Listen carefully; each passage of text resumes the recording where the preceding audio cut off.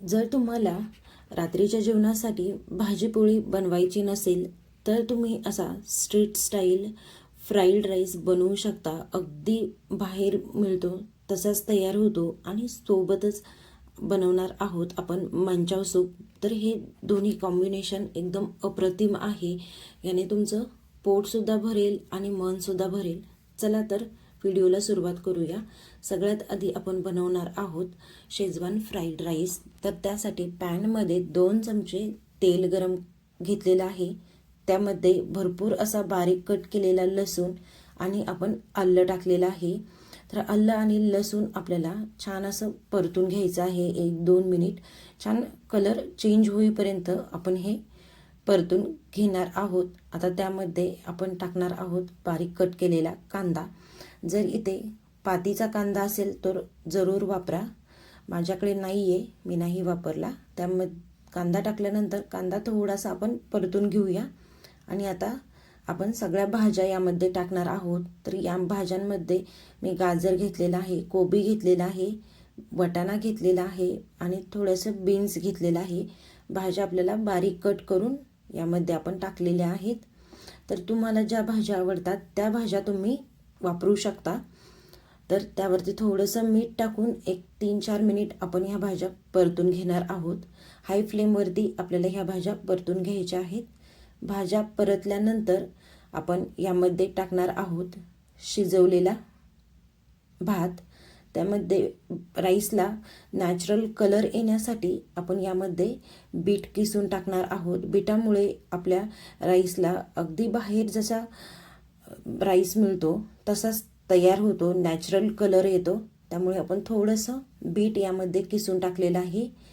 थोडंसं परतून घेऊया. आणि आता यामध्ये आपण टाकणार आहोत शिजवलेला भात. तर मी ते बासमती तांदूळ शिजवून घेतलेला आहे, तर तो आपण यामध्ये वापरणार आहोत. बासमती तांदूळ वापरल्यामुळे आपला राईस छान असा मोकळा सुटसुटीत तयार होतो. त्यावरती आपण थोडीशी काळी मिरी पावडर क्रश करून टाकूया. 1 पाव चमचा काळी मिरी पावडर टाकलेली आहे. 1 चमचा सोया सॉस आपण यामध्ये टाकलेला आहे. 1 चमचा रेड चिल्ली सॉस टाकलेला आहे. 1 चमचा आपण व्हिनेगर टाकलेला आहे आणि 2 चमचे आपण यामध्ये टाकलेली आहे शेजवान चटणी. तर ही मी घरीच बनवलेली शेजवान चटणी यामध्ये वापरलेली आहे. शेजवान चटणीमुळे आपला राईस छान असा तिखटसर, आंबट, गोडसर असा तयार होतो. आपल्याला शेजवान चटणी टाकल्याने आपल्याला दुसरे कोणतेच मसाले यामध्ये वापरायची गरज पडत नाही. तर तुम्ही पाहू शकता मस्त असा आपल्या राईसला कलरसुद्धा आलेला आहे आणि छान असा मोकळा सुटसुटीत आपला राईस इथे तयार झालेला आहे. अगदी स्ट्रीट स्टाईल आपला इथे राईस तयार झालेला आहे. छान असा मोकळा सुटसुटीत आपला शेजवान फ्राईड राईस तयार झालेला आहे. 4-5 मिनिट आपण छान हाय फ्लेमवरती हा परतून घेतलेला आहे. त्यावरती आपण थोडीशी कोथिंबीर टाकली. मस्त चमचमीत असा फ्राईड राईस तयार झाला. तर आता आपण सूप बनवूया. सूप बनवण्यासाठी अगदी 1 चमचा आपण यामध्ये तेल घेतलेला आहे. जास्त तेलाचा वापर करायची गरज नाही आहे. अगदी कमी तेलामध्ये आपण हे सूप बनवणार आहोत. त्यामध्ये बारीक कट केलेला लसूण, आलं टाकून घेतलेलं आहे, कांदा टाकून घेतलेला आहे. कांदा थोडासा आपण परतून घेऊया. कांदा परतला की यामध्ये आपण सगळ्या भाज्या टाकणार आहोत. तर भाज्या तुम्हाला ज्या आवडतात त्या भाज्या तुम्ही यामध्ये टाकायच्या आहेत.